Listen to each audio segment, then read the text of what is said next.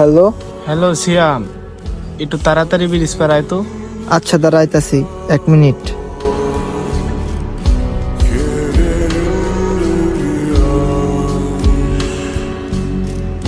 কিরে ফোন দিয়ে তো তাড়াতাড়ি আইতে গুলি যে, কোনো সমস্যা হয়েছে নাকি? আরে মামা, সাদিয়ারে তো রুম ডেটের লেগে রাজি করে এলাইছি। রাজি হইতেই পারে, তো এত খুশি হওয়ার কি আছে? আরে মামা, রুম ডেটে কি কয় তুই জানোস না? এই দিনটার আশায় তো এতদিন আসিলাম।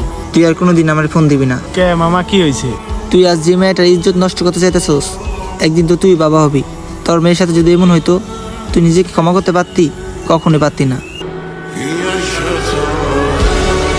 আসলে আমরা কখনো ভাবি না, আমরা যে মেয়েটার ইজ্জত নষ্ট করতে চাচ্ছি, ওই মেয়েটাও তো কারো না কারো বোন, ওই মেয়েটাও তো কারো না কারো মেয়ে। সেম কাজটা যদি নিজের বোনের সাথে হতো, নিজেকে কখনো ক্ষমা করতে পারতেন?